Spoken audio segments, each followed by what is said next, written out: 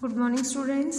आज हिंदी का जो हमारा पाठ नंबर 7 चल रहा है, वृक्ष और पक्षी, आज इसका लेक्चर नंबर 3 है। राजा कुछ आगे बढ़ा।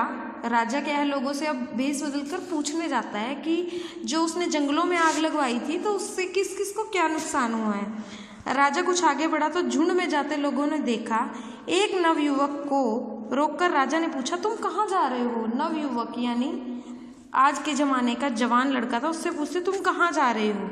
हम लोग इस देश को छोड़कर जा रहे हैं। वो लड़का बोलता है कि हम लोग इस देश को छोड़कर जा रहे हैं, यहाँ तुम्हें क्या तकलीफ़ है? राजा पूछता है कि तुझे क्या यहाँ तुम्हें क्या तकलीफ़ है? राजा के अविवेकपूर्ण कार्यों से सारे जंगल नष्ट हो गए हैं। अब वो कहता है कि राजा के अविवेकपूर्ण यानी ना समझ कामों से देश के सारे जंगल तो क्या है, खत्म हो गए हैं। रोगियों के इलाज के लिए जिन जड़ी बूटियों की आवश्यकता होती थी, अब वो क्या होता, वो नवयुवक था जो वो शायद रोगियों का, बीमार लोगों का इलाज करता होगा।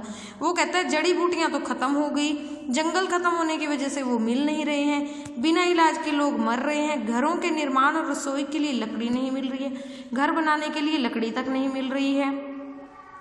वृक्ष कटने से स्वास्थ्य वृद्धि करने वाले फलों का, जो स्वास्थ्य को, हमारे हेल्थ को सही करने वाले क्या थे, फल थे, वो उनका भी अभाव यानी कमी हो गई है, कमी हो गई है। इस देश में रहने के लिए अब रह किया गया है? वो नवयुवक कहता है, ये है वो नवयुवक। वो कहता है इस देश में रहने के लिए बचा ही क्या है, इसलिए हम इस देश को छोड़कर अब दूसरे देश जा रहे हैं। नवयुवक क्या होता है, जवाब देता है। किसान और नवयुवक के विचार सुनकर राजा क्या होता है, बहुत ज़्यादा दुखी होता है। कड़ी धूप में